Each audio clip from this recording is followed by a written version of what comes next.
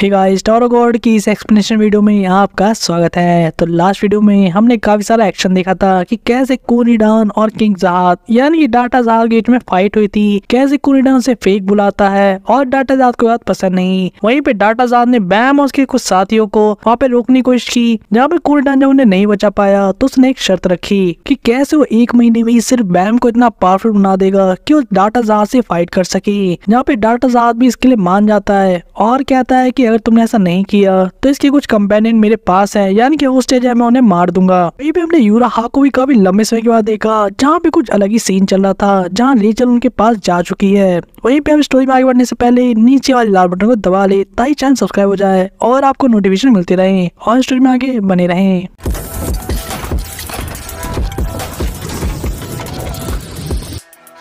हम देखते हैं डाटा जहाद को, जो कि पूरे डिस्ट्रक्शन के बाद फाइनली मान जाता है कि वो शर्त के लिए रेडी है और कहता है कि मैं डिसाइड करूंगा कि वो शोडाउन कहाँ पर होगा और तुम्हें किसी ट्रैप की चिंता करने की जरूरत नहीं है क्योंकि मैं तो वैसे भी जीतने ही वाला हूँ। वही डाटा जहाद एक बार वापस याद दिलाता है कि तुम्हें ध्यान रखना चाहिए क्योंकि मैं जीतूंगा तो तुम्हें बताना पड़ेगा तुम कौन हो, और अगर तुम नहीं आए वहां पर तो तुम्हारे सारे साथी तो है ही मरने के लिए। जब बैम इस बारे में वापस से सुनता है तो क्या तुम्हारा क्या मतलब है, जिस पे कहता है कि वो जो येलो हेयर्ड किड है यानी कि वैगनर, उसके अलावा और भी बाकी लोग जो कि सेपरेट हो गए स्टेज पर अभी तक उससे, काफी सीरियस होकर धमका रहा था कि मेरी बातों को गार्ड बांध लो क्योंकि तुम अगर नहीं आए तो ये सब तो बड़ी गंदी मौत मरने वाले हैं। वहीं दूसरी तरफ हम देखते हैं रेचल और बाकी लोग को, जहाँ पे यूरा के सामने जो पर्सन था वो कह रहा था तुम यहाँ भी वापस आ ही गई। इस पर्सन ने कहना था कि जो मदर थी कितने लंबे समय से तुम्हारा वेट कर रही थी और चाह रही थी कि वो तुम्हें देख सके,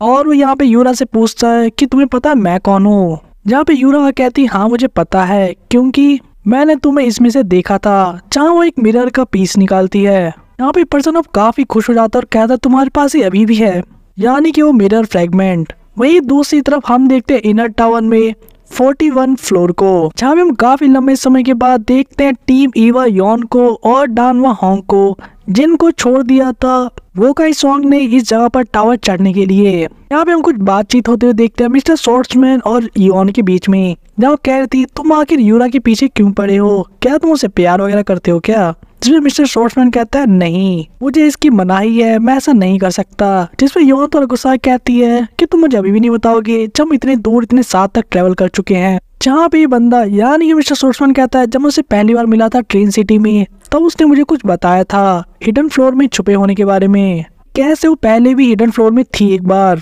जहाँ पहली बार हिडन फ्लोर के बारे में योन ने जब सुना तो काफी सरप्राइज हो गई थी, जहाँ पे वो कहते हैं कि वहाँ पे सिर्फ वही लोग जा सकते हैं जो कि ट्रेन को क्लियर किए हों। लेकिन मिस्टर शॉर्ट्समैन कहता है कि वो पक्का वहाँ पे थी क्योंकि उसने कहा था वो पहले भी उस जगह पे जा चुकी है। लेकिन योन को विश्वास नहीं होता, वो कहती है पक्का एक झूठ होगा। लेकिन मिस्टर शॉर्ट्समैन से बताते हैं कि वहाँ पे उसकी एक मदर है, या अगर स्पेसिफिक होगी कहीं तो उसकी मदर का पास्ट है या डाटा है वहाँ पर। और वो आगे एक्सप्लेन करते हुए ये भी कहता है कि एज अ प्रूफ उसने मुझे एक फ्रेगमेंट ऑफ मिरर भी दिखाया था, यानी एक टूटा और टुकड़ा उस शीशे का। ऐसे तो वो काफी छोटा था और मैं काफी ढंग से उसके आर पार कुछ देख नहीं पाया था, लेकिन उसकी वजह से मैंने विटनेस किया था एक काफी डिफरेंट वर्ल्ड और लोगों को। और यूरा ने उसे तब बताया था कैसे वो जगह हिडन फ्लोर है और वहाँ पे जो भी लोग हैं वो सभी पास्ट से हैं। और ये स्टोरी जानने के बाद ही मेरे अंदर ये चाह निकली कि मैं कैसे उसको फॉलो करूं और उस जगह पर एक बार जाऊं। लेकिन जो हेल्प मैंने उसको की थी उसके बदले में उसने उस मिरर का एक हिस्सा तोड़कर मुझे भी दिया था। जब योन कहती तो क्या ये वही मोमेंट था जब तुम उससे प्यार हो गया। जहाँ पे मिस्टर शॉर्ट्समैन हंस के इस बात को टाल देता और कहता है कि वो हिस्सा अभी भी मेरे पॉकेट में है और मैं इसको अभी तक रख रखा हूँ ताकि मैं स्टोरी को याद कर सकूं। लेकिन जैसे ही वो उसको निकालने की कोशिश करता है अपने पॉकेट से दिखाने के लिए, वो नोटिस करता है वो चीज जा चुकी थी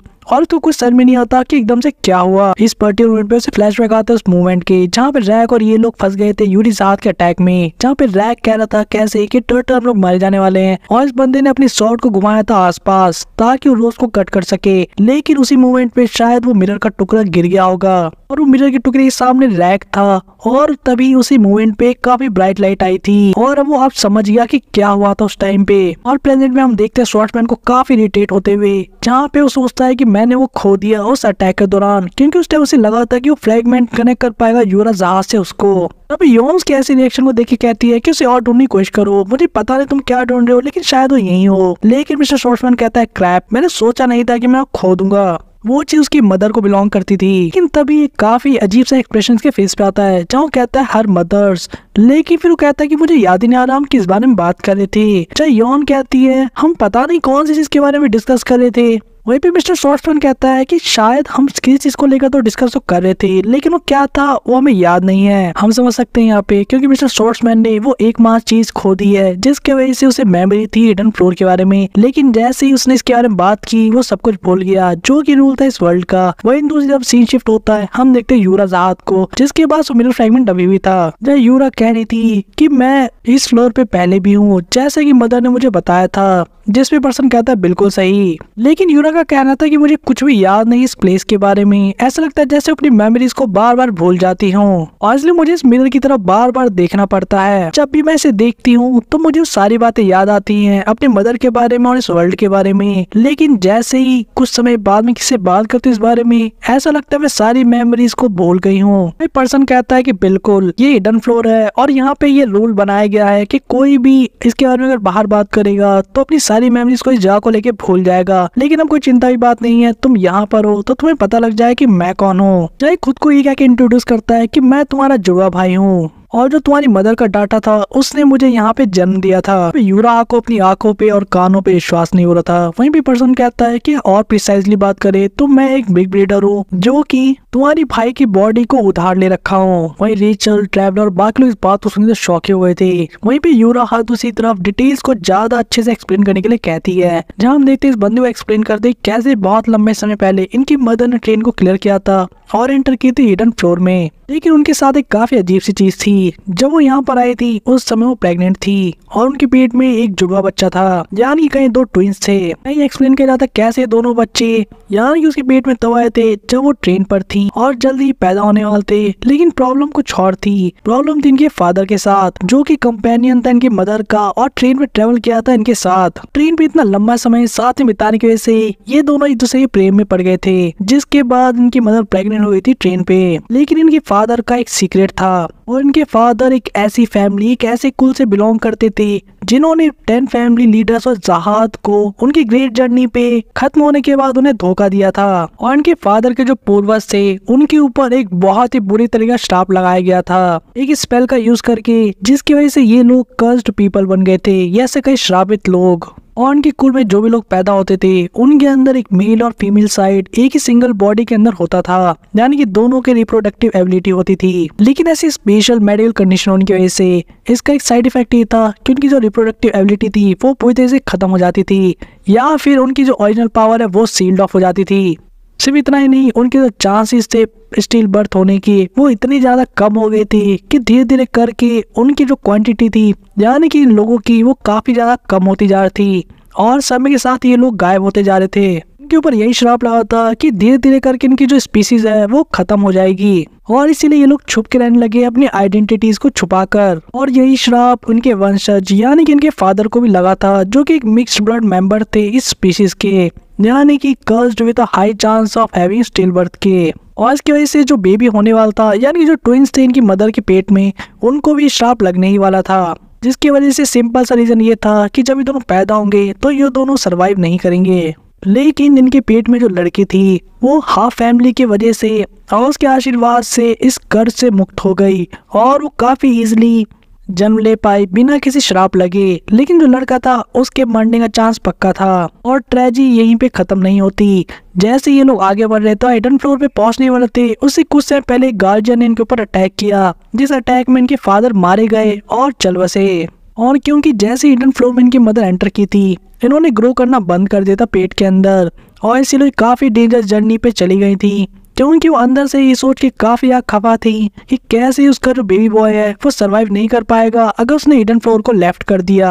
और उस समय मैंने तुम्हारी मदर को ऑब्जर्व किया काफी लंबे टाइम तक एज अ बिग ब्रीडर और मैं काफी क्यूरियस हो गया उसके बारे में और इसलिए मैंने फाइनली एक प्रपोजल किया उसके सामने और मैंने उसे ये ऑफर दिया कि मैं इस सिस्टम में चेंज कर दूंगा, यानी हिडन फ्लोर के और जो किस्मत है इस बच्चे की उसको चेंज कर सकता हूँ टावर में, यानी कि हिडन फ्लोर के बाहर तो ऐसा करना पॉसिबल नहीं है इस कर्ज के बारे में, लेकिन यहाँ पे ये चीज बिल्कुल पॉसिबल है और इस बिग ब्रीडर के हाथों में है। तो इसीलिए अगर वो अपनी बेबी गर्ल को यानी कि यूराहा को जन्म दे बाहर में और बेबी बॉय को यहाँ पर, तो दोनों को बचा सकती है एक ही टाइम पे। और बिग ब्लीडर वो पर्सन था जिसने इनकी मदर को वो मिरर फ्रेगमेंट दिया था ताकि जब वो यहाँ से इस जगह से बाहर निकले तो कभी भी इन्हें देख सके यानी कि अपने बिग बॉय को।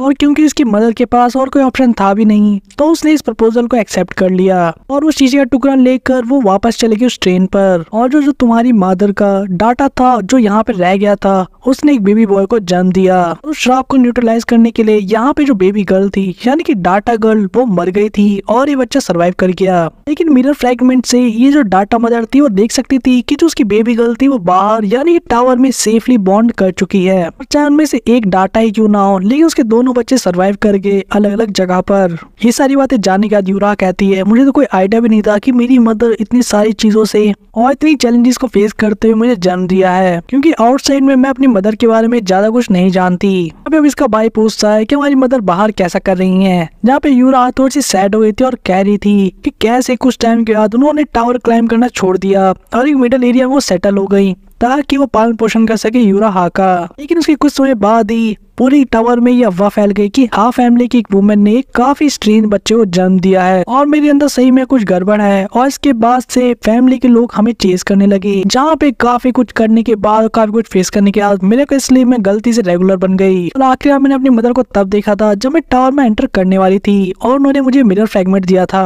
उनके आखिरी शब्द कुछ ऐसे थे कि तुम हेल ट्रेन पर जाओ और वहाँ पे हिडन फ्लोर के बारे में पता करो और मैं जो कि बहुत काल से होंगी यानी कि पास से वो तुम्हें मिलूंगी। उसके बाद वो कभी भी यानी कि यूराहा आउटसाइड में अपनी मदर से नहीं मिल पाए क्योंकि वो अपनी फैमिली में रिटर्न चली गई थी और कुछ समय बाद उसके मरने की न्यूज आई थी यूराहा के पास। वहीं पे अपनी जर्नी पे यूराहा जैसे जैसे टावर क्लाइंब कर रही थी वो काफी फेमस सिंगर बन गई, कि हाँ फैमिली की भी हिम्मत नहीं होती अगर ये काफी ज्यादा फेमस होती और पब्लिक उसे काफी प्यार करती तो। और यूराहा को हमेशा लगता था उसके फेमस होने की वजह से कि शायद उसकी मदर भी कहीं ना कहीं से उसे देख रही होगी। लेकिन मैं ट्रेन पे चढ़ने वाले थे उसे कुछ समय पहले मुझे पता लगा एमिली की वजह से कि मेरी मदर मर चुकी हैं। इसलिए मेरा गोल सिर्फ एक ही है कि मैं पग के साथ टीम अप करूं और रिवेंज लूं उन 10 लीडर्स के खिलाफ। शायद बाहर टावर में मेरी मदर चाहे क्यों ना मर गई हो, मैं ये कहना चाहती थी अपनी मदर से कम कि मैं उनके लिए बदला जरूर लूंगी। और इसीलिए मैं यहाँ पर आई, जहाँ हम इसके ब्रदर को देखते हैं जो थोड़ा सा सैड हो था, कह रहा था कि आउटसाइड में जो हमारी मदर मर चुकी है। हाँ यूरा कहते तुम्हारे से क्या मतलब है, जिससे बंदा एक्सप्लेन करता है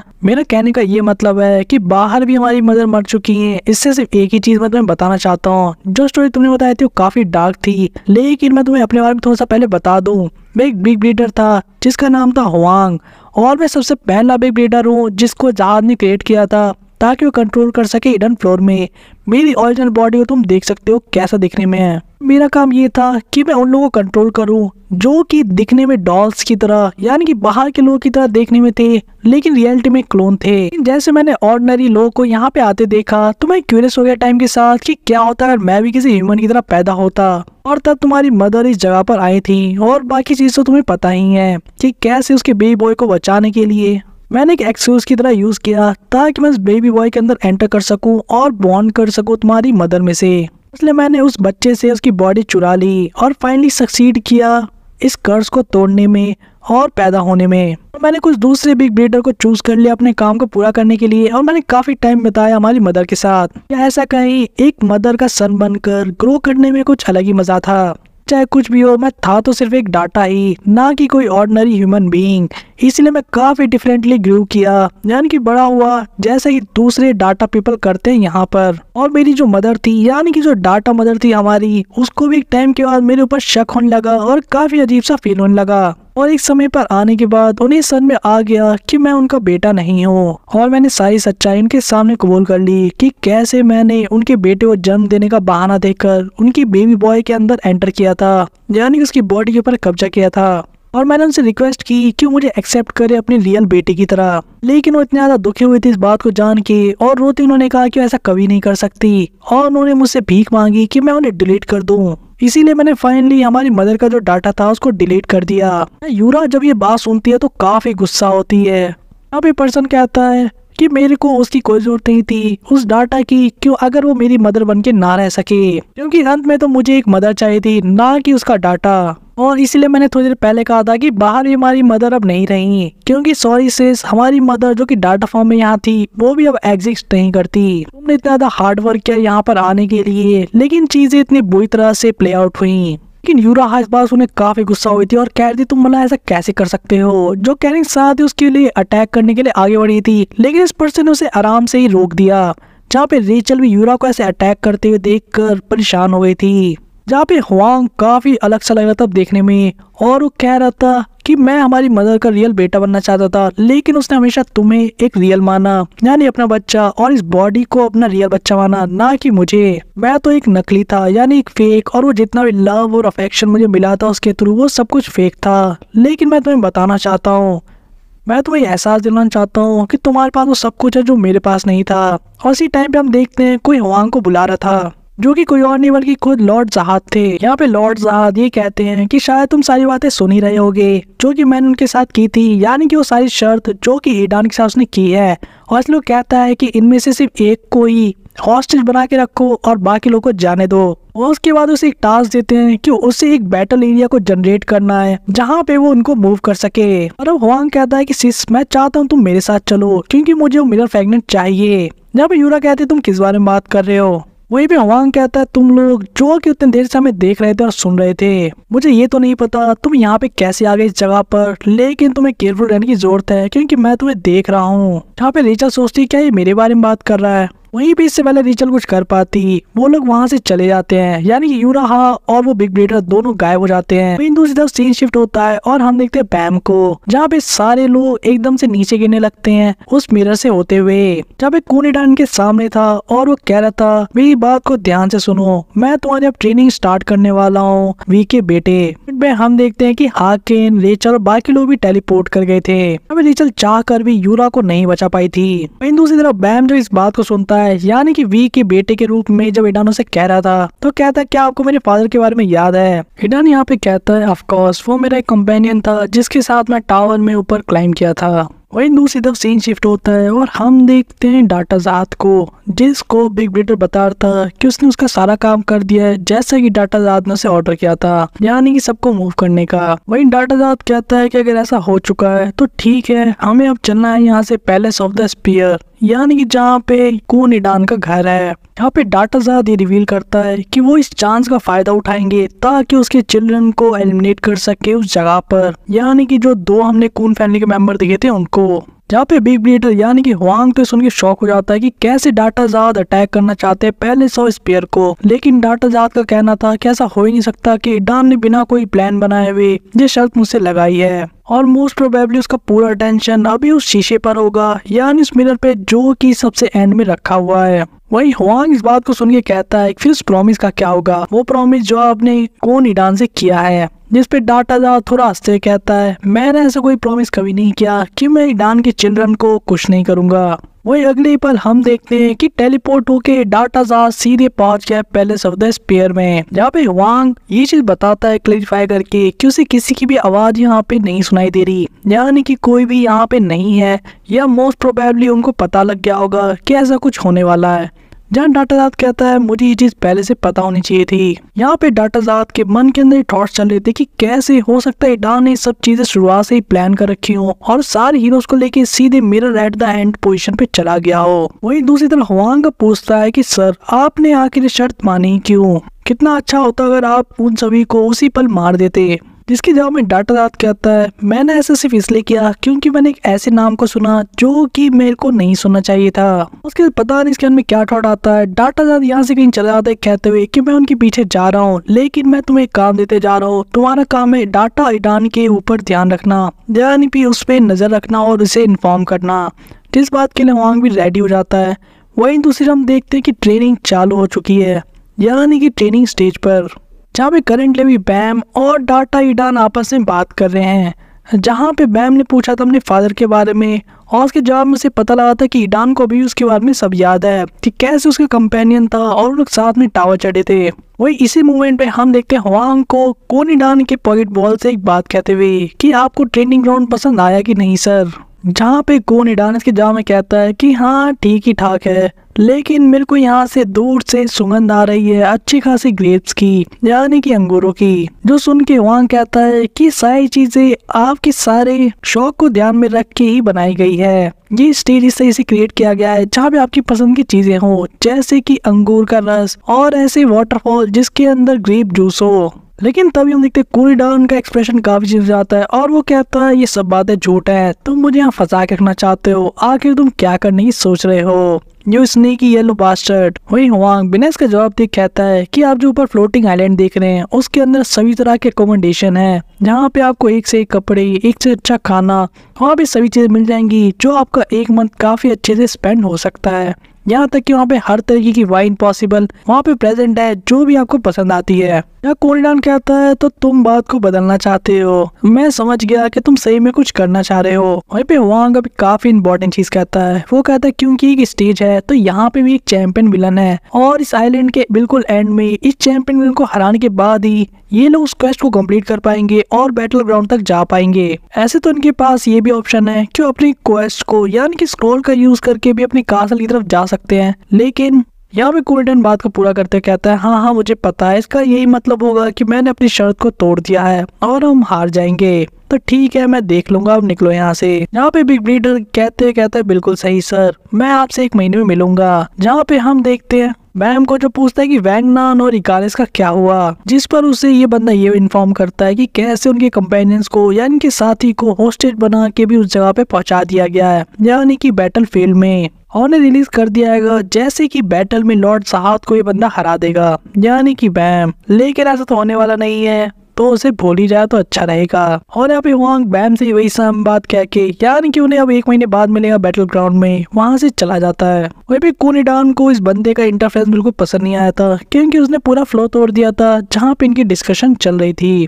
और इसलिए कूरीडान कहता है कि हम बातचीत अब बाद में करेंगे, पहले हमें वहाँ चल लेना चाहिए, यानी कि टेस्टिंग स्टेज पे। हम उस फ्लोटिंग आइलैंड को काफी क्लोज से भी देख पाते हैं। कून और बाकी लोग वहाँ पहुंच गए थे, रहने का भी पूरा इंतजाम किया हुआ था। हम देखते हैं यहाँ पे लाइट हाउस पे जिसके अंदर एंडोर सी थी, और कून को ये सोचते हुए कि कैसे वो इतने सारे हैवी लोगों को कैरी करते हुए घूम रहा है, यानी कि 3 लोगों को। वही हम देखते हैं ईडान को अपने बेटे यानी कि मार्को से बात करते हुए, जो इन्फॉर्म करता है कि वो अभी इन्हें ज्वाइन नहीं कर सकता। वहीं पे अब ये लोग डिसाइड करते हैं कि मार्को और उसकी सिस्टर अब खुद से ट्राई करेंगे मिरर एट द एंड तक पहुंचने के लिए। वहीं पे कूरीडान ने कहता है कि इन्हें केयरफुल रहना होगा, क्योंकि शायद ट्वाटा जहाज कुछ प्लान कर रहा है। और वो जाते हुए ये भी कहता है कि तुम्हें इकार्डी को भी बुला लेना चाहिए, यानी कून फैमिली का 3rd मेंबर। वहीं पे कून जब मार्को को देखता है तो काफी सरप्राता है, क्योंकि वो उसे काफी अलग ही तरीके से जानता था, और वो इसे स्पेयर मास्टर के नाम से भी काफी फेमस है कून फैमिली के अंदर। और सिर्फ इतना आप क्लोज देखना उसके लिए काफी सरप्राइजिंग तो था इस जगह पर। वही मार्को कहता है मैं सारी बातें समझ गया, मैं आपको विश करता हूँ ऑल द बेस्ट इस बैटल के लिए फादर। वही दूसरे हम देखते मार्को को जाते हुए, कूरीडान सीधे पॉइंट पे आता है और कहता है तुम सभी लोग जाके रेस्ट कर सकते हो लॉजिंग के अंदर, यानी कि जो अकोमोडेशन है, लेकिन जो बैम है यानी कि सन ऑफ वी, उसे चेंज करके वापस बाहर आना होगा। और यहाँ पे वो हांसू को भी ऑर्डर देते हैं कि कैसे इन्हें मिरर एट द एंड के बारे में इन सारे बच्चों को बताना है, जिसके बारे में हांसू अपना सर नीचे झुका कहता है यस सर। वही बैम अब कून की तरफ देख के कहता है कि कून तुम अपने फादर के साथ थोड़ा टाइम अकेले नहीं बिताना चाहोगे, तुम इतने लंबे टाइम के बाद जो उनसे मिले हो।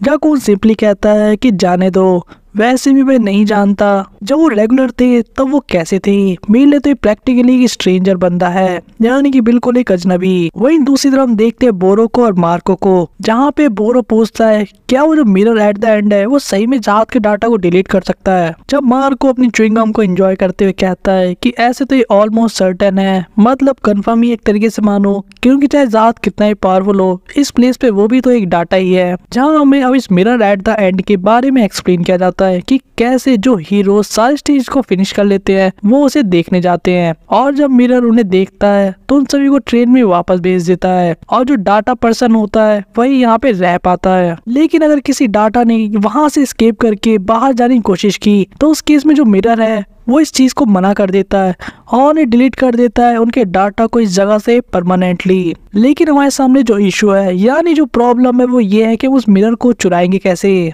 अब ये डिस्कशन चल ही रही थी, हम देखते दूर से किसी को बोलते हुए, तो तुम लोग मिरर को चुराना चाहते हो, लगता है मेरी प्रेडिक्शन सही थी। यहाँ हम देखते हैं बिग ब्रीडर जोक को, जहाँ वो अपनी पूरी टीम बना के आ चुका था, ये कहते हुए कि अच्छा हुआ मैं तुमसे एक स्टेप आगे हूँ। जब बोरो इसको पहली बार देख रहा था तो मार्को से पूछते वाला ये कौन है, जैसे मार्को से बताता है कि कैसे बंदा बिग ब्रीडर है, और यहाँ पे बोरो समझ जाता है जो इसके साथ है वो सारे स्वॉर्ड एनिमी होंगे हमारे दोस्तों के। वो वियोल को भी नोटिस कर लेता है और समझ में नहीं आता कि कोई बंदा अपना ही स्वॉर्ड एनिमी यानी जानी दुश्मन कैसे हो सकता है। वही हम देखते हैं बिग ब्रीडर को जो कि स्टोन जनरल को बुलाता है, यानी अपनी पावर एबिलिटीज का यूज करके समन कर लेता है पत्थरों की बारिश को। इससे पहले कि यहाँ पे कोई रिएक्ट भी कर पाता है इस अटैक को लेके, हम देखते हैं एक स्लैश को, यानी कि ऐसे शॉर्ट स्लैश को जो कि सब कुछ काट के रख देता है रास्ते में। और हम देखते हैं कोई और नहीं बल्कि मैशनी जहाज थी, जो इन्हें कह रही थी कि तुम इस मिरर वर्ल्ड के अंदर एडमिनिस्ट्रेटर की तरह एक्ट करते हो, थोड़ी सी बोरोड पावर से यानी कि उधार की पावर से, लेकिन देखो तुम कहाँ आ गए आखिरकार, और तुम भी आउट ऑफ कंट्रोल हो ही गए।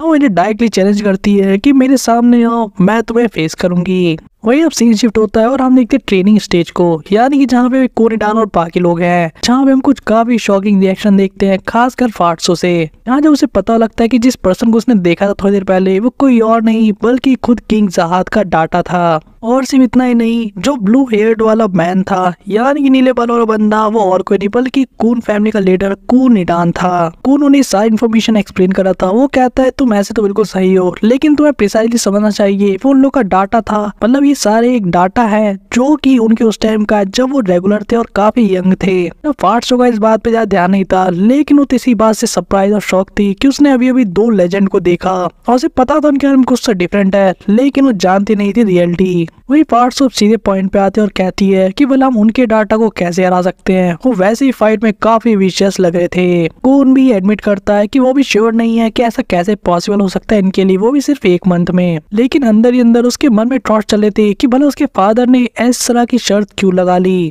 वही हम बाहर में देखते हैं बैम को और कोनिडान को, जहाँ पे कोनिडान उसे अपना एक अटैक दिखा रहे थे और उसे पूछते ऐसे तो मुझे पता है तुम काफी थके होगे क्योंकि जो फाइट हुई अभी थोड़ी देर पहले, लेकिन तुम इसे हैंडल कर सकते हो, जिससे बैम भी कहता है यस सर। वही अब हम इन दोनों के बीच के डिस्कशन को आगे बढ़ते हुए देखते हैं, जहाँ पे बैम अपने फादर के बारे में जानना चाहता था। कोनिडान से बताता है कि ऐसे तो वीन के साथ ट्रेवल किया था, लेकिन उसका डाटा मिरर में सेव नहीं हुआ, या ऐसा कहीं वो अभी इस मोमेंट पे प्रेजेंट नहीं है हिडन फ्लोर पे। जहाँ बैम पूछता है कि भला वी किस तरह का पर्सन था, जिसपे कोनिडान उनसे कहता है कि उसको डिस्क्राइब करना काफी हार्ड है, लेकिन एक बात वो क्लियरली मेंशन करता है कि अगर वो अपने सारे कंपेनियन में से किसी को किंग चुनना चाहता तो डेफिनेटली उसका फादर होता, यानी कि वी होता। लेकिन ऐसे तो इनका लीडर जहाद है, वी यहाँ के रेजिडेंट पे यानी कि टावर के जो नेटिव लोग थे उनमें काफी ज्यादा इंटरेस्टेड था, जो कि काफी डिफरेंट पर्सनैलिटी थी बाकी लोगों से, यानी कि कोनिडान, जहाद और बाकी लोगों से, क्योंकि वो लोग जितना ज्यादा पावर गेन करते गए वो बाकी लोगों से उतना ही कम इंटरेस्टेड होते रहे। कोनिडान यहाँ तक एक्सप्लेन करता है कि जहाद और वी की कम्प्लीटली अपोजिट पर्सनैलिटीज थी। जहाँ एक तरफ बैम के फादर कॉमन लोगों से ज्यादा क्लोज रहना चाहते थे, वहीं दूसरी तरफ जहाद जितना ज्यादा लोग ट्रेवल के टावर में ऐसा लगता है जैसे जहाद एक डिफरेंट पर्सन बनता गया, और आर्लिन वो एक सिंगल पर्सन थे कंपेनियंस में जो कि इन दोनों के बीच में शांति बनाए रखती थी जब भी इन दोनों में लड़ाई होती थी। मुझे एग्जैक्टली तो नहीं पता इस मोमेंट पे कि आखिर इनके बीच में क्या हुआ, लेकिन वी मारा गया और जहाद इस टावर का किंग बना। मैंने ये चीज उस कॉफी वाले बंदे से सुनी थी, यानी कि हांसुंग से। और यहाँ पे कोनिडान यही बताता है कि हांसुंग से पहले जो भी लोग यहाँ पर आए थे उन्होंने तो वी का नाम तक नहीं सुना था। जब बैम इस बात को सुन के काफी शॉक हो जाता है कि कैसे हांसुंग ने उसके फादर के बारे में यहाँ पे कोनिडान के रेगुलर डाटा को बताया था। कोनिडान कहते हैं किसी इतना ही नहीं, उससे मुझसे मदद भी मांगी थी ताकि मैं डाटा जहाज को हरा सकूं, क्योंकि हांसुंग ने मुझे बताया था कि एक दिन वी का जो बेटा होगा वो इस जगह पर आएगा कभी ना कभी। जब एक कोनिडान सीधे कहते हैं कि ऑफ कोर्स मैंने कभी उस पर विश्वास नहीं किया, लेकिन मैंने ये भी सेंस किया था कि जो जहाद है उसके बारे में कुछ अजीब चीज है, तो इसीलिए मैंने ये प्रॉमिस उसे बनाने दिया कि जस्ट इन केस अगर ऐसा होता है तो हमारी चीजें वर्कआउट कर जाएं। वही अब कोनिडान कहते हैं कि चलो जो हुआ सो हुआ, अब बाकी की बात यानी तुम्हारे फादर के बारे में मैं धीरे धीरे तुम्हें बाद में बताऊंगा, क्योंकि अभी हमारे लिए इम्पोर्टेंट ये है कि तुम और ज्यादा स्ट्रॉन्ग बनो ताकि तुम जहाज से यानी कि डाटा जहाज से टक्कर ले सको। और यहाँ पे वो कहते हैं कि मैं तुम्हें एक असाइनमेंट दूंगा, जहाँ हम देखते इसके हाल को जिससे काफी सारी लाइटिंग निकल रही थी। बैम से काफी अच्छे से ऑब्जर्व कर रहा था। कोनिडान कहते हैं कि इस इलेक्ट्रिसिटी को देखो, ये मेरी सिंशु क्वालिटी है। जहाँ वो एक्सप्लेन करते हैं कि इन लोगों ने डिस्कवर किया था अपनी जर्नी पे कि तो सिंशु कंट्रोल किया जाता है फ्यू स्पेशल पीपल के द्वारा। उनकी सिंशु के अंदर कुछ स्पेशल क्वालिटीज होती है और इन लोगों ने काफी ज्यादा टाइम इस पे वेस्ट किया था, जैसे कि बिताया था इसको मास्टर करने के लिए। जहाँ पे आगे ये चीज भी बताई जाती है कि कैसे इलेक्ट्रिसिटी इनकी फर्स्ट क्वालिटी है और वो टोटल 3 डिफरेंट क्वालिटीज के ऊपर कंट्रोल और मास्टर कर रखे हैं। और ये भी नहीं कहा जा सकता कि और कितनी क्वालिटीज वो अपने शिंशु के अंदर फ्यूचर में फाइंड किया होगा, यानी कि जो कुनिडान में प्रेजेंट में है। और सिर्फ इतना ही नहीं, कुनिडान ये बताता है कि उसके जो शिंशु क्वालिटीज है उसके अपने साथियों में भी काफी एक्सेप्शनल थी और स्पेशल थी। वो आगे ये चीज भी बताते हैं इस कॉन्सेप्ट के बारे में कि कैसे जब कोई शिंशु बॉडी के बाहर मैनिफेस्ट होती है जैसे कि इलेक्ट्रिसिटी, तो उसे क्वालिटी मैनिफेस्टेटेड शिंशु कंट्रोल के नाम से जाना जाता है। जब यही सेम चीज अपनी बॉडी के अंदर करेंगे जिससे उन्हें काफी सारी पावर मिलती है तो उसे इंटरनल क्वालिटी शिंशु कंट्रोल कहा जाता है। जहाँ बैम इसके बारे में सुन के कहता है क्या एक सारी लाइटनिंग पिल जैसा है, जिसके जवाब में कुनिडान कहता है तो अच्छा तुम इसके बारे में जानते हो। वो बताते हैं कि वो काफी इफेक्टिव और सिंपल तो है लेकिन साथ ही काफी डेंजरस भी है और उतनी अच्छी स्किल नहीं है यूज करने के लिए। बैम सोच रहा था कि जो चीज यानी डाटा जहाज ने जो Shinshu black hole sphere use किया था क्या उसकी internal quality Shinshu black hole sphere है। वो अभी भी उस चीज को याद कर पा रहा था लेकिन वो जानता है कि वो कुछ डिफरेंट था, यानी कोई अलग सी पावर या टेक्निक। वहीं पे कुनिडान अपनी इलेक्ट्रिसिटी को पॉइंट आउट करके अपनी फिंगर टिप्स पे बताते हैं कि अगर वो अपनी शिंशु क्वालिटी को ढूंढ लेता है जो उसे सूट करती है पर्टिकुलरली बैम को, तो काफी इजी हो जाएगा उसकी पावर को कंसंट्रेट करना इनटू बैंग। वो ये चीज डेमोन्स्ट्रेट करके भी दिखाते हैं बैम को, जहाँ बताते हैं कि जो शिंशु क्वालिटी होती है जिस यूजर को जितना सूट करती है वो उतना ही हायर डेंसिटी शिंशु बना सकते हैं किसी और नए शिंशु से। जहाँ वो शॉर्ट में ये भी एक्सप्लेन करते हैं कि कैसे अगर इस टेक्निक का यूज किया जाए तो काफी कम क्वांटिटी में और साइज में भी वो काफी ज्यादा डिस्ट्रक्शन किया जा सकता है या पावर को जनरेट किया जा सकता है, जिसे वो लोग सिंगल बैंक टेंशन कहते हैं। ऐसा कुछ हमने रैन के केस में भी देखा था जिसने ये चीज फिगर आउट कर ली थी नीमट स्टेशन पे। वहीं पे ईडान अपनी उस पावर को भी अब शो करके दिखाते हैं कि अगर वो थोड़ी सी शिंशु को भी अगर वो कंट्रोल कर लेता है तो इतने ज्यादा पावर से एक्सप्लोड कर सकता है। जहाँ पे बैम इस डिस्ट्रक्शन को देख के सही में काफी इम्प्रेस होता है। या कुनिडान उसे बता रहे थे कि सबसे आउटस्टैंडिंग टेंशन जो थी वो तुम्हारे फादर के पास थी हम सभी कंपेनियंस में से। ऐसे तो सबसे बढ़िया वेव कंट्रोलर इनमें यूरेशिया थी, लेकिन जब बात टेंशन वाली टेक्निक की आती है तो इसमें इसके फादर को कोई भी बीट नहीं कर सकता था, यानी कि वी को। और अगर बैम सही में उसका बेटा है यानी कि वी का, तो इस केस में इस टेक्निक का यूज करके ये सबसे फास्टेस्ट तरीके से स्ट्रॉन्ग बन सकता है। और इसलिए कुनिडान ये भी एडवाइस करते हैं बैम को कि अभी के लिए वो शिंशु ब्लैक होल स्फीयर का यूज ना करे, क्योंकि जब वो इस टेक्निक को सीख जाएगा यानी कि अपनी क्वालिटी को ढूंढ लेगा तब वो उसको और टेंशन को बढ़ा के उन दोनों को मिक्स करके यूज कर सकता है। जैसे कि एक एग्जांपल देते हैं एक इलेक्ट्रिसिटी का स्फीयर बना के उनके सामने, और इसीलिए इस चीज को पूरा करने के लिए उसका असाइनमेंट ये है कि उसे कोई शेप बनाना होगा अपने शिंशु का यूज करके, जैसे कि स्पीयर कुनिडान ने उसके सामने बनाया है अपनी इलेक्ट्रिसिटी का यूज करके। वहीं दूसरी तरफ सीन शिफ्ट हो जाता है और हम देखते हैं बिग ब्रीडर को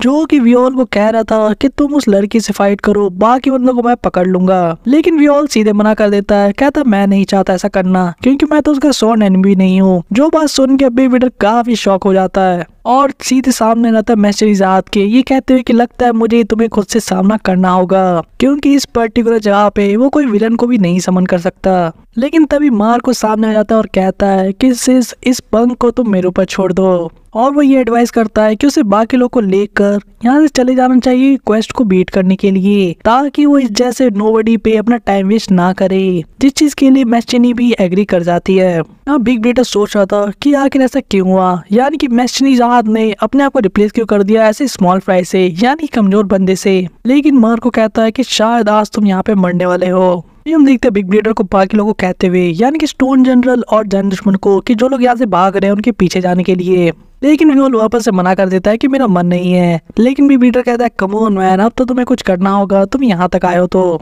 ये मार्को और बिग ब्रीडर के बीच में फाइट चालू हो गई थी जो कि काफी इंटेंस तो लग रही थी। जब मार्को कह रहा था कि तुम्हें अपनी आंखें बैटल ग्राउंड पे रखनी चाहिए, यानी कि अपने दुश्मन के सामने, क्योंकि मार्को कहना था तुम इस जगह पे ना ही इस वर्ल्ड को तुम मैनिपुलेट कर सकते हो जैसा तुम चाहो, ना ही तुम लॉर्ड ज़हाद की पावर को बोरो कर सकते हो। तुम्हारे अंदर इतना कॉन्फिडेंस कैसे आ गया कि तुम यहाँ पे हमारा सामना करने आ गए। लेकिन बिग ब्रीडर भी कॉन्फिडेंस से भरा हुआ था, जहाँ अपने अटैक को करते हुए कहता है कि मैं काफी हूँ तुम्हारे जैसे स्मॉल फ्राई को हराने के लिए, यहाँ तक कि देखो मेरे क्लोन की पावर को। जहाँ उसे किसी अलग ही तरीके की बीस्ट में बदलते हुए देखते हैं, यानी कि पावरफुल से जानवर के अंदर। लेकिन मार्को उसकी बेइज्जती करते कहता है कि मैं तो एक्सपेक्ट कर रहा था तुम कुछ इम्प्रेसिव करोगे, लेकिन तुम पहले से भी ज्यादा भद्दे दिखने लगे हो। बिग ब्रीडर इस बात से नाराज आता है और कहता है कि मैं तुम्हें तुम्हारी औकात दिखाने वाला हूँ जल्दी, और जिस स्पेयर से तुम फाइट कर रहे हो उसी से तुम मरने वाले हो। जो कहने के साथ एक काफी बड़ा अटैक करता है, जहाँ पे एक काफी बड़ा होल हो जाता है, जिस चीज को मार्को नोटिस करता है। वो ये चीज तो समझ गया था कि जो स्पेयर बिग ब्रीडर के हाथ में है वो काफी ज्यादा रिडिकुलस लेवल पे पावरफुल है। जहाँ बिग ब्रीडर कह रहा था अटैक करने के साथ ही, क्यों समझे ना मैं कितना पावरफुल हूँ, और खासकर तुम्हारे स्पेयर से तो बिल्कुल। मैं बिग ब्रीडर इसलिए बना था क्योंकि मैं देख ही नहीं सकता था और मुझे जलन होती थी तुम्हारे स्पेयर से या इस भाले से जो तुम कैरी करते हो। और मैं कितने बरसों से या ऐसा कई युगों से वेट कर रहा था तुमसे फाइट करने के लिए, जो समय अब आ गया है। जहाँ एक तरफ इन दोनों की फाइट इंटेंस हो रही थी, यहाँ मार्को नोटिस करता है कि इनकी जो भाले की टेक्निक है फाइट करने की, वो बिल्कुल ऐसी है जैसे इनकी फैमिली के अंदर चली आ रही स्पेयरमैनशिप है। वही दूसरी तरफ देखते एक विलन को अपनी टेक्निक का यूज करते हुए, यानी ये फ्लाइंग मॉन्स्टर नीडल का मैशनिजाद और बाकी लोगों के ऊपर साची और बाकी लोग भी फाइट कर रहे थे। जहाँ पे वो लोग नोटिस करते हैं कि उनकी ट्रेजेक्टरी काफी चेंज हो रही है, यानी कि निडल्स की तो इन्हें केयरफुल रहने की जरूरत है। जब बोरो काफी खुश था क्योंकि वो इस तरह के वेपन से काफी ज्यादा इम्यून था। हम देखते एक और चैंपियन विलन को, यानी कि मॉन्स्टर लॉर्ड नीडल को। वहीं दूसरी तरफ मैशनिजाद कहती है कि तुम लोग किसी तरह थोड़ी देर टिके रहो, मैं इन सभी को खत्म करने वाली हूँ। हम देखते स्टोन जनरल की यहाँ पे बात हुई थी, जो कि इन लोगों के पीछे था। वहीं पे हम मार्को को भी फाइट करते देख रहे थे, जहाँ पे बिग ब्रीडर के अटैक तो काफी ज्यादा डेंजरस थे। और वो यहाँ पे मजाक उड़ाते हुए कहता कि यार कि तुम अब डर के भाग क्यों रहे हो यहाँ पे चूहे की तरह, क्या तुम मेरे भालों का यानी कि स्पेयर का सामना नहीं कर सकते क्या? वही मार्को जवाब में कहता है कि ऐसा तो नहीं कि मैं भाग रहा हूँ, लेकिन तुम ऐसा कह सकते मैं तुम्हें देख रहा हूँ। ये चीज मुझे देख के याद दिलाती अपनी फैमिली की स्पेयर को यूज करने के तरीके को। ऐसे तो तुम काफी एमेच्योर हो इसको यूज करने के मामले में, लेकिन फिर भी ये याद तो दिलाती है।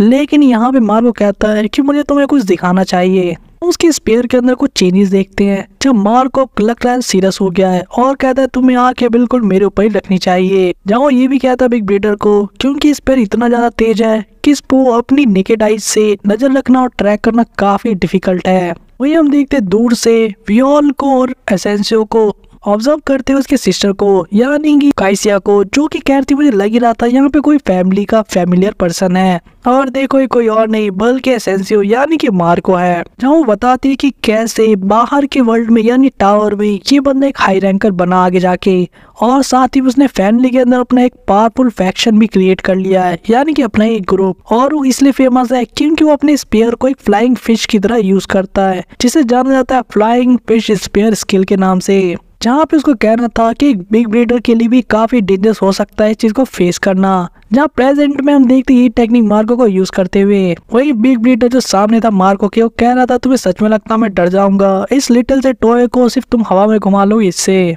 और वो काफी सीरियस था इस बात पे कि मैं तो तुम्हें खत्म ही करने वाला हूँ। मार्को अपनी टेक्निक का यूज करता है, यानी कि शिंशु को राइड करते हुए वो फ्लाई फिश की तरह अपने स्पेयर को उड़ाने लगता है, जो कि इतना फास्ट था, जो कि देखने में ऐसा प्रसीव हो रहा था कि सारे डायरेक्शन से एक साथ बिग ब्रीडर के ऊपर अटैक हो रहा है उस स्पेयर के नोक से। बिग ब्रीडर को समझ में नहीं आता कि एकदम से ऐसा क्या हो गया, क्योंकि जब उसने पहले नोटिस किया था उसे देखने में ये चीज दो लगी थी, लेकिन जब ये उसकी तरफ आ रहे हैं तो ऐसा लगा जैसे सैकड़ों हो और एक साथ ही अलग अलग पॉइंट से अटैक करें एकदम सेम टाइम पे। वही हम देखते मार्को इस टेक्निक का नाम है flying fish spare skill aqua slash, जिसकी वजह से हम बिग ब्रीडर को उसके घुटनों पे बैठते हुए देखते हैं। वहीं पे मार्को पूछता है कि तुम क्या अपने स्पेयर को जिस तरह से यूज करते हो, तुमने हमारी फैमिली किसी मेंबर से वो चीज सीखी है क्या? क्योंकि वो क्लमसी इमिटेशन है या ऐसा कहीं नकली और काफी गलत है इसे यूज करने वाली टेक्निक है, जो कि नकल करके सीखी जा सकती है। जब बिग ब्रीडर इस बात को मान लेता है कि हाँ उसने ऐसा ही किया था, यानी इनकी फैमिली के मेंबर से सीखा था। जब मार्को पूछता है कि अगर ऐसा है तो तुम ऐसे देखने में क्यों हो, जिस पे इस पर्सन का यानी कि जो रियल बिग ब्रीडर कंप्यूटर के पीछे बैठा था वो कहता है इससे फर्क ही क्या पड़ता है, वैसे भी जो लोग 10 फैमिली के मेंबर्स नहीं होते हैं यानी कि प्योर ब्लड लाइन के नहीं होते हैं, वो तो इनके लिए वैसे भी मॉन्स्टर्स ही है। उन्हें हमेशा साइड ट्रैक ही कर दिया जाता है। जहाँ पे हम इस बिग ब्रीडर के रियल पर्सन को भी देख पाते हैं, जिसकी आंखों में कितना गुस्सा था। वो कहता है कि मैं अब तुमसे सिर्फ स्पेयर से फाइट नहीं करने वाला, बल्कि मैं हर एक आउंस पावर का यूज करूंगा उस एनर्जी का जो कि ये बॉडी यूज कर सकती है तुम्हें मारने के लिए। इस टाइम पे मैशनिजाद यहाँ पे आ जाती है, जहाँ पे मार्कस को आते देखते पूछता है कि क्या हुआ और क्वेस्ट का क्या हुआ। जहाँ वो कहते कि हमने उसे हरा दिया। जहाँ देखते कितने आराम से मैश ने उस चीज को खत्म कर दिया था। मार्को पूछता है उस पत्थर का क्या हुआ, यानी कि स्टोन जनरल का। तो मैशनी कहते हैं हमने उसे भी तोड़ के चकनाचूर कर दिया। हम देखते हैं बाकी टीम मेंबर्स को, यानी हॉकनी और बोरोसाची लोग को, जो कह रहे थे कि हम लोग आके इतनी देर से क्या कर रहे थे। उसने फटाफट सारी चीजें खत्म कर दी। ये सही में हमारी ओल्डर सिस्टर है, ना कि कोई लिटिल किड। जहाँ पे बोरो कहता है जो मुझसे स्ट्रॉन्गर है वो मेरी ओल्डर सिस्टर है। जब मार्को उसके सामने सर झुका रहता है और कहता है ये मेरी सिस जैसी ही हरकत है, क्योंकि मैं तो एक कॉकरोच हूँ जो तुम्हारी स्किल के सामने तो कुछ भी नहीं, और तुम्हारे पीछे पीछे मैं कभी भी उस लेवल पे नहीं पहुंच सकता। जब मैशनी बाबू से डांटते कहती है कि स्टॉप इट, तुम मुझे वापस से एम्बैरेस कर रहे हो। वही अब उसका ध्यान भी ब्लीडर पे जाता है। जब मैशनी जात देख के पूछती है कि क्या हुआ, तुमने इसे अभी तक खत्म क्यों नहीं किया। हम देखते हैं मैशनी जात एक ही अटैक के अंदर वहां पे तो डिस्ट्रक्शन करती है जहाँ पे बिग ब्लीडर को समझ में भी नहीं आता, और हम देखते हैं उसके बॉडी के छितरे उड़ चुके थे, जहाँ पे उसके माइंड अभी तक ये चीज कॉम्प्रीहेंड भी नहीं कर पाया था कि एक्चुअल में हुआ क्या। हम उसके नीचे गिरते हुए देखते हैं। दूसरी तरफ मैशनी कहती है कि तुमने इतना सारा टाइम बर्बाद कर दिया इसकी वजह से किसी नोबडी पर, और वो मार्को की तरफ बढ़ते हुए कहती है कि हमें यहाँ से जल्दी से नेक्स्ट स्टेज पे जाना चाहिए, क्योंकि इकार्डी भी हमें वहाँ पे ज्वाइन करने वाली है। पे हुआ कि चीज, ये इन्फॉर्मेशन डाटा जहाँ तक पहुँचा देता है कि जो क्लोन था, यानी कि जोक का क्लोन, वो डिस्ट्रॉय हो चुका है। जहाँ पे डाटा जात कहता है कि पहले तो इसने मेरे ऑर्डर नहीं माने और काफी लंबे समय से छुपा रहा, और उसके बाद जैसे इसने अपने इम्पल्सिव बिहेवियर के अकॉर्डिंग एक्ट किया वो हार गया। जैसे इन लोगों ने अपना मूव चला, यानी कि कून फैमिली ने। वे हवांग का पूछता है क्या मैं उनके पीछे जाना चाहिए अभी, लेकिन डाटा दाद कहता है कि छोड़ दो, वैसे भी ये लोग अभी इस जगह से होते हुए गुजरेंगे कुछ समय में। जहाँ हम देखते डाटा दाद किसी अजीब सी जगह पे था। बिग ब्लीडर की इसी हार के साथ आज की एक्सप्लेनेशन वीडियो को यहीं पे ओवर करते हैं, लेकिन चीजें काफी इंटरेस्टिंग होती जा रही है, क्योंकि डाटा जाद अपना मूव चल रहा है, यानी कि मिरर एट द एंड को सिक्योर कर रहा है। वहीं दूसरी तरफ कून फैमिली के पास एक मिशन है कि उन्हें वो मिरर किसी भी हाल में लेकर आना है, क्योंकि उनके फादर ने उनको असाइनमेंट दिया है जिसका यूज करके वो डाटा जहाज को इरेज कर सकते हैं। वहीं दूसरी तरफ बैम को भी पहली बार हमारे साथ साथ वी के बारे में जानने को मिला कून ईडान से, यानी कि कून फैमिली के लीडर से, जहाँ पे वी किस तरह का पर्सन था और कैसे कून ईडान उसे प्रेफर करता था जहाज के ऊपर किंग बनने के लिए। साथियों में कुछ नए पावर्स के बारे में पता लगा, यानी सिंशु क्वालिटी और सिंशु टेंशन, जिसमें वी सबसे माहिर था। आने वाले एपिसोड में आप इन सभी चीजों के बारे में और भी ज्यादा जानेंगे। और अभी सबसे बड़ा शोडाउन ही बचा है, यानी कि बैम वर्सेस डाटा जहाज, आखिर कौन जीतेगा। और बैम एक ही महीने में क्या इतना पावरफुल हो पाएगा कि एक रेगुलर से सीधे डाटा जहाज को टक्कर दे सके। इन सभी चीजों के आंसर आपको मिलेंगे नेक्स्ट वीडियोस में। तो तब तक के लिए चैनल को सब्सक्राइब कर लीजिए, और वीडियो पसंद आए तो लाइक कर दीजिए, और हमें कमेंट में सजेस्ट करिए कि आपको और कौन सी वीडियोस चाहिए। तो तब तक के लिए बाय गाइस।